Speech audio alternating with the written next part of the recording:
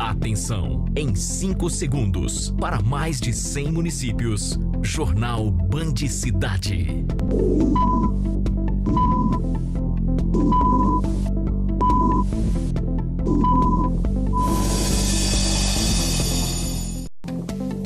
Situação financeira do Hospital Hélio Angotti é preocupante. Porque todos nós sabemos que o hospital filantrópico de todo o Brasil, qualquer hospital tem um déficit muito grande. Jovens se preparam mais cedo para entrar no mercado de trabalho. Com a oportunidade da aprendizagem, tanto com a qualificação do curso, da aprendizagem, mudou muita coisa. E na última reportagem da série Males do Racismo, vamos falar sobre saúde. A partir de agora, no Band Cidade que está no ar.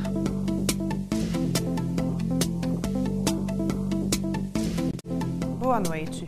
A Polícia Civil de Uberaba prendeu na manhã de hoje 4 pessoas envolvidas com tráfico de drogas durante a Operação Pontual.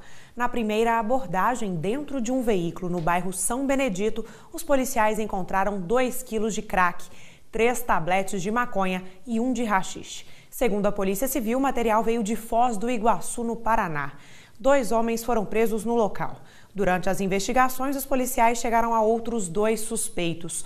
Um homem que seria o responsável pela distribuição da droga na cidade e a esposa dele. A situação do Hospital Hélio Angotti, especialista no tratamento contra o câncer em Uberaba, está enfrentando uma crise. As contas não estão indo nada bem. Por isso, dirigentes do hospital reuniram prefeitos de toda a região para buscar soluções e manter a saúde da instituição em dia. O Hospital Hélio Angotti, especialista no tratamento contra o câncer, foi fundado em 1961. De lá para cá, o número de pacientes não parou de crescer. Hoje são atendidas mais de 4.100 pessoas de Uberaba e da região. Uma delas é a Berenice. Emocionada, ela conta que descobriu o câncer no útero no ano passado e agora faz a quimioterapia mensalmente. O tratamento foi todo aqui e tudo assim realizado direitinho, a tempo e a hora. Posso dizer que assim, meu bem-estar hoje eu devo mais a eles do que ao medicamento em si. Já a Lourdes é lá de Iturama, no Pontal do Triângulo. Ela enfrenta 3 horas e meia de estrada para vir fazer o tratamento no hospital de 15 em 15 dias. Tá sendo meio assim, difícil um pouco, que tem que vir, de 15 em 15 dias. Mas tá bom. E o setor da quimioterapia no hospital é o que mais consome medicamentos e materiais. Por aqui são gastos por mês R$1 milhão e a conta geral da instituição não está fechando como deveria e beira o vermelho. Um custo mensal de R$4 milhões. E o SUS, que responde por mais de 90% dos atendimentos, banca menos da metade dos investimentos. E o repasse não sofre reajuste há 10 anos. Por isso, a diretoria da instituição, a Prefeitura de Uberaba e dirigentes da Anvale, a Associação dos Municípios da Microrregião do Vale do Rio Grande, fizeram uma reunião de mobilização e articulação para propor ideias e ações para colaborar com o hospital. A situação do hospital é bastante difícil porque todos nós sabemos que o hospital filantrópico de todo o Brasil, qualquer hospital tem um déficit muito grande. Pelo menos 40% de déficit daquilo que ele recebe do SUS. Então, uma situação vem se agravando ao longo dos anos, a gente vem tentando equilibrar, mas chegou um momento que coincide também com a situação de todo o país, isso traz mais uma agudização da situação. Doações e subvenções também são importantes para bancar as despesas. Em 2014, elas somaram mais de R$12 milhões. Assim, elas podem ajudar a diminuir o prejuízo que no ano passado chegou a R$4 milhões. Ele tem uma série grande de problemas financeiros, como todo hospital tem, mas não temos outro lugar para ir no Triângulo Mineiro, no Hospital Filantrópico, no seu Hélio Angotti. A Anvale, como congrega esses municípios, a gente está aqui para tentar, de uma forma, discutir, para resolver a solução que nós vamos dar para esse hospital. Eu acredito que é um hospital que atende toda a região, de suma importância. E nós não podemos ficar, enquanto lideranças de cada cidade da região, ficar de braço cruzado e deixar que o hospital feche. E a esperança é que a reunião traga respostas sólidas o mais breve possível. Já está marcado com o secretário de Estado da Saúde para que a gente leve a ele a preocupação que tem que ter solução compartilhada. E esse tratamento de qualidade realmente não pode parar e precisa crescer ainda mais. A parte do Hélio Angotti está sendo feita. Eles constroem agora o novo prédio, onde profissionais vão diagnosticar e prevenir o câncer de mama. E quem agradece são os pacientes. É um atendimento de primeira linha, pessoal muito humano, muito receptivo, trata a gente com alegria, são super otimistas, aquele otimismo deles contagia a gente. Acho que grande parte do tratamento do medicamento vem desse otimismo que eles passam para a gente. Tudo indica que a crise também afetou o cofre da Prefeitura de Uberlândia. O secretário de Finanças acendeu o alerta vermelho e está refazendo o planejamento orçamentário do município. O secretário de Finanças de Uberlândia, Carlos José Diniz, convocou os veículos de comunicação na tarde desta quarta-feira para fazer um alerta sobre a situação financeira do município. Há um arroxo financeiro, sim, certo? Chamei essa empresa para dizer isso, há um arroxo financeiro corretamente, né? Que pode levar no futuro a não pagar funcionário ou mudar a forma de pagamento. A situação de liquidez da Prefeitura, apesar do constrangimento econômico do momento, que reflete também na nossa arrecadação, principalmente as receitas transferidas. Eu apontei para vocês aqui que este último mês foi 6,63% somente no ICMS. Então isso aí provoca reflexo sim na administração, porque ela tem que adequar isso.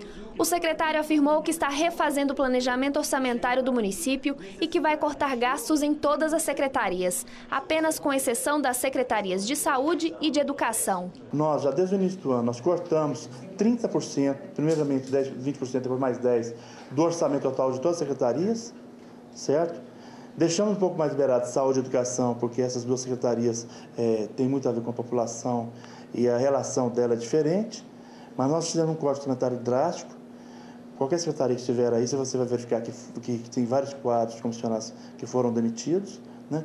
Além disso, cortamos importantes gastos tradicionais, como hora extra, uso até de papel, impressora e vai. Segundo o secretário, a situação chegou a esse ponto em função da diminuição da arrecadação de impostos como o ICMS e o IPVA, além do Fundo de Participação do município, o que soma 70 milhões de reais a menos de arrecadação do que o previsto até o primeiro semestre. O total de dívida dos contribuintes com o município de Uberlândia chega a 1,74 bilhões. Então nós mandaremos uma carta para os devedores de Uberlândia, anunciando que ele é devedor, tá? E dando a ele a oportunidade de negociar naqueles termos que falamos, de pagar à vista de 90% de desconto de juro e multa e mais 3 outras formas de pagamento, 2 vezes, 4 vezes ou 6 vezes, com 80, 60, 70. Ele não fazendo isso, nós teremos que necessariamente protestar essas dívidas. Por quê? Porque já que nós temos um recurso da execução, que deixa de acontecer a prescrição, nós temos que usar o outro recurso que temos, que é o protesto. E uma decisão do governo estadual preocupou a diretoria da Associação Comercial e Industrial de Uberlândia.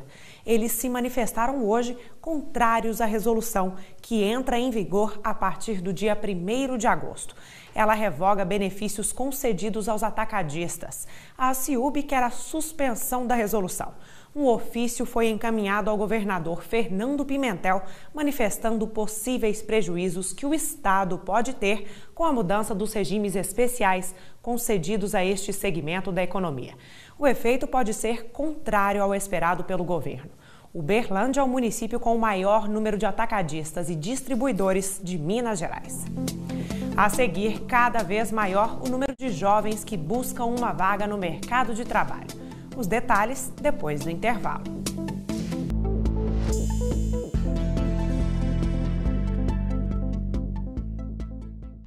É cada vez maior o número de jovens que buscam uma vaga no mercado de trabalho. Eles se preparam mais cedo para disputar uma oportunidade nos setores mais concorridos.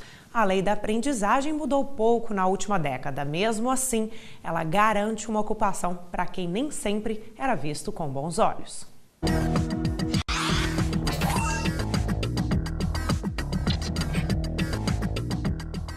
Há 4 anos, a vida de Bruna passou por uma transformação.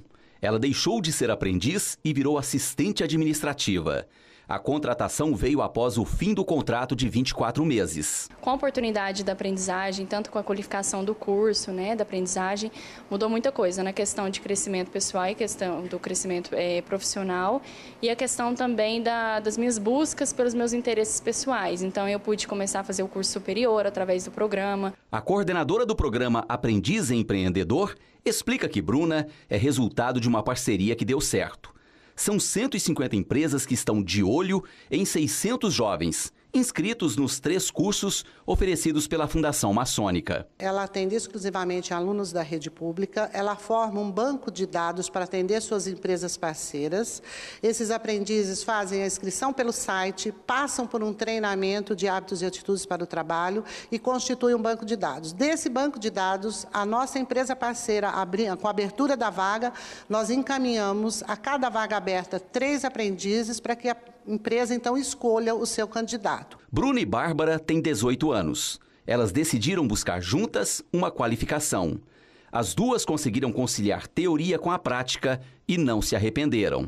É muito bom porque aqui nós temos o contato com a teoria, a gente aprendeu sobre como ser um bom empreendedor. Aí o que a gente faz aqui, a gente pratica na empresa. E aqui a gente começa vendo toda a rotina, fundamentação para o trabalho, depois a gente vê as rotinas administrativas e logo em seguida informática. As jovens fazem parte dos 2.200 alunos do Senac de Uberlândia.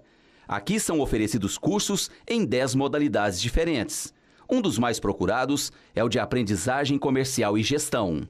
Nós temos recebido um feedback muito positivo, né? As pessoas realmente conseguem uma inserção no mercado de trabalho, conseguem aplicar na prática aquilo que elas veem no curso e realmente conseguem fazer da sua vida um desenvolvimento contínuo. O gerente regional do Trabalho e Emprego faz questão de lembrar que a lei é clara quando se fala em jovem aprendiz. O contrato deve ter duração máxima de 2 anos, a jornada de trabalho não deve ser superior a 6 horas diárias e os benefícios são os mesmos concedidos aos demais funcionários. É uma imposição legal desde a Constituição que já fala que o capital deve cumprir a sua função social. Então, a legislação sobre a aprendizagem é exatamente cumprir a própria Constituição, para que as empresas participem desse processo de qualificação profissional dos nossos trabalhadores a partir dos 14 anos. É permitido a toda instituição sem fins lucrativos estar validada junto ao Ministério do Trabalho para aplicar a lei da aprendizagem. É o caso da Fundação Maçônica Manoel dos Santos, que através do programa Aprendiz Empreendedor tem feito esse trabalho na comunidade. A Lei de Aprendizagem no Brasil foi criada em 2000. Em 2005, um decreto federal aumentou a idade do jovem aprendiz, que antes era de 14 até 18 anos, passou de 14 para 24 anos. As empresas também passaram, por lei, a serem obrigadas a estipularem de 5% a 15% das vagas de funcionários aos jovens que estão ingressando no mercado de trabalho. A empresa que não cumprir a determinação da cota pode ser obrigada a pagar multa. A previsão de multa, o Ministério Público do Trabalho também acompanha de perto isso, juntamente com o Ministério do Trabalho, para que as empresas cumpram a cota de menor aprendiz.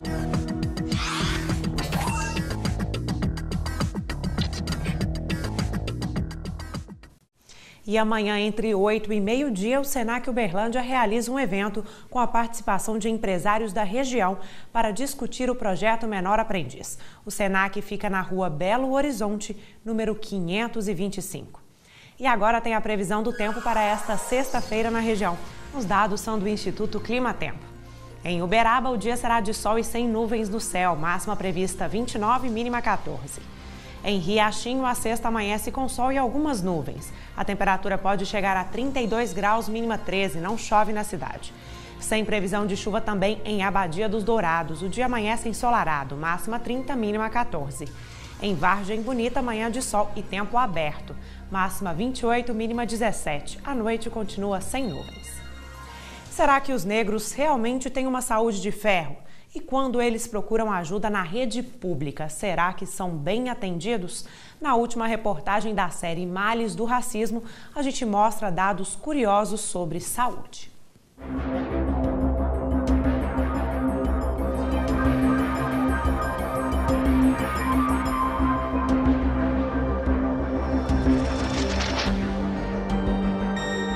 A raça negra sofre muito mais do que o preconceito em países como o Brasil, mesmo que de forma velada. Por causa da desinformação, muitos acreditam que os negros são mais fortes, talvez porque eles têm a pele mais resistente, sem rugas e flacidez. Os dentes perfeitos dispensam cuidados. Tudo não passa de mito. Na verdade, eles adoecem e morrem mais cedo. Nós temos diversas doenças, principalmente de origem genética, que têm uma prevalência maior na população negra. Por exemplo, a anemia falciforme. Outras doenças têm um componente multifatorial. É lógico que o papel genético é importante, mas a exposição ocupacional, os hábitos de vida, os costumes das determinadas regiões do Brasil têm um papel extremamente importante. Algumas enfermidades chegam a ser 16 vezes mais comuns nos afrodescendentes. Os negros estão mais predispostos a desenvolver doenças pulmonares, como asma e apneia, doenças metabólicas como deficiência de vitamina D, obesidade e diabetes, câncer de próstata ou mama, e também doenças cardiovasculares, como derrame e hipertensão. A vitamina D, ela é produzida na pele através dos raios UVB do sol. Como eles têm essa barreira, eles precisam de 3 vezes mais tempo de exposição solar para adquirir o mesmo nível de vitamina D da pele clara. A população negra está mais sujeita ao câncer de próstata, câncer de cólon, câncer de pulmão. Mesmo nos pacientes que não fumam, a chance de ter um câncer de pulmão é 2 vezes maior do que nas outras etnias.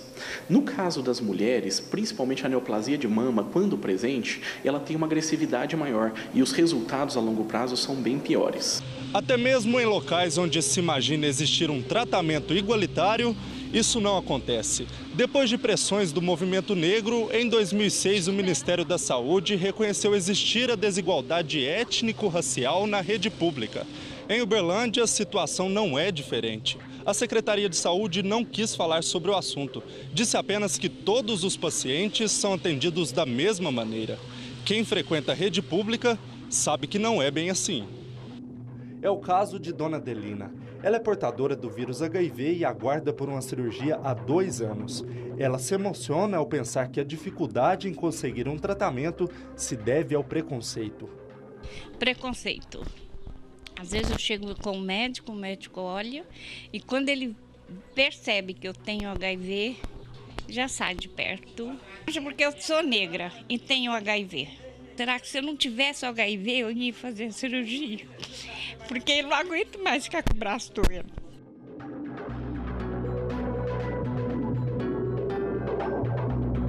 Os negros, que representam 70% dos usuários do SUS, têm pior qualidade no atendimento. Os melhores equipamentos de saúde estão longe dos locais onde eles são a maioria. É o racismo institucional que explica, por exemplo, por que a taxa de mortalidade materna é 2 vezes maior entre as afrodescendentes. É uma paciente que você tem que abordar ela com um carinho especial para fazer aquela orientação da importância de fazer o pré-natal. Então, o acesso ao serviço de saúde, tanto o acesso ao serviço de saúde público ou privado, né, a conscientização da importância e da necessidade desse pré-natal. Uma pesquisa nacional sobre discriminação racial e preconceito, feita em 2003 pela Fundação Perseu Abramo, revelou que 3% da população brasileira já se sentiu discriminada nos serviços de saúde. Entre as pessoas negras, 68% foram no hospital, 26% nos postos de saúde e 6% em outros serviços. Em sua maioria, o agente discriminador foi o médico.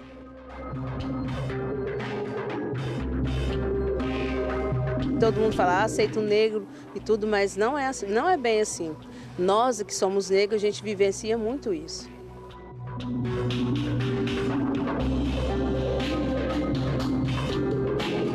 Então nós temos 2000 anos de história, então está na hora de nós sairmos dessa, desculpa o termo, dessa idiotice de acharmos que a cor da pele é mais importante do que um outro.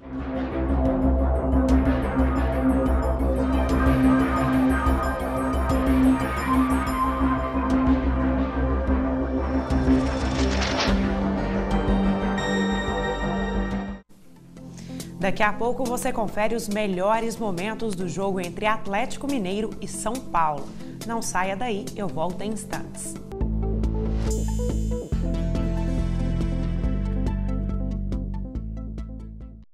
Empresários de vários setores participaram hoje de uma oficina. A proposta foi falar de estratégias de mercado de uma maneira planejada. Pelo menos 40 pessoas participaram da chamada Oficina de Inteligência Comercial. Durante todo o dia, elas ouviram atentamente e participaram de discussões sobre a análise mais profunda da indústria. A palestra foi destinada a empresários, gestores e analistas de indústrias. A proposta foi passar dicas a esses profissionais sobre estratégias de mercado e como evitar alguns erros que podem ser fundamentais na hora de fechar um bom negócio. O erro primário é a questão do planejamento. Então, nós estamos falando do planejamento estratégico, que engloba aí, o planejamento de curto, médio e longo prazo. Além disso, a questão do processo de internacionalização. Durante a oficina, os participantes puderam identificar o público-alvo a ser alcançado. A troca de experiência ajudou na formulação da análise de mercado e das estratégias empresariais. Para os participantes, a iniciativa foi aprovada. Eu acho que é muito importante, primeiro, esse networking, estar em contato com o pessoal do mercado e nos atualizar quanto ao mercado, o que tem acontecido, as estratégias que as empresas têm adotado. Buscar informações, buscar meios, buscar contatos entre as pessoas e isso tende, assim, ser um ganho para todos os empresários. Outro assunto em discussão e que movimentou o debate foi o sobe e desce do dólar. Para os empresários, o momento é de apostar nas vendas externas. E com o mercado de variações, todo cuidado é pouco. A empresa brasileira ganha mais competitividade. Mas veja bem, um processo de exportação ele não pode meramente aproveitar só esse momento. Existem outros quesitos que o empresário tem que verificar, não só a questão do dólar, é a questão da inovação, da competitividade, do atendimento ao cliente. Isso permeia por outras questões, não só a questão da valorização ou desvalorização do dólar. Agora vamos falar de esporte. O Atlético entrou ontem em campo pela 16ª rodada do Brasileirão. O argentino Lucas Prato brilhou e logo no primeiro tempo balançou a rede do adversário 3 vezes. Cárdenas ganhou a vaga de Dátolo no time titular. E logo aos 7 minutos, o colombiano arriscou de longe. Do outro lado, o São Paulo também assustava. Marcos Rocha cruzou da direita e outro gringo começou a roubar a cena. Prato finalizou e ainda pegou o rebote para abrir o placar. 6 minutos depois, Giovanni Augusto cruzou na medida para o argentino ampliar. Prato estava inspirado e até quando errava, a bola balançava a rede. Ainda no primeiro tempo, o centroavante recebeu lindo passe de Giovanni Augusto e bateu na saída de Rogério Ceni.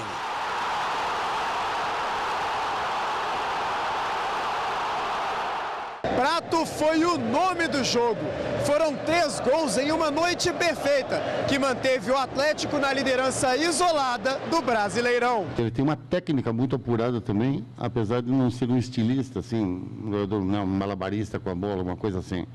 Ele é eficiente, ele tem uma técnica mortal. O São Paulo ainda diminuiu com Alexandre Pato, que marcou de cabeça. Para o técnico Levir Coupe, uma vitória que premiou a equipe mais eficiente. Nós tivemos um ponto que foi fundamental, a finalização. Acho que foi o mérito do resultado foi aí, pelo acerto nas oportunidades que tivemos.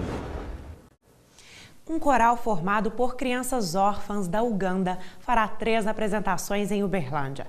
A primeira delas será no dia 1º de agosto, no poliesportivo do bairro Roosevelt, às 8 da noite, com entrada gratuita.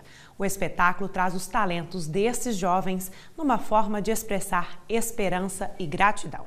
A apresentação ainda vai passar pelos bairros Martins e Jardim Brasília, no dia 2 de agosto. E o Band Cidade de hoje termina aqui, mas a gente volta amanhã. Uma ótima noite para você e até lá!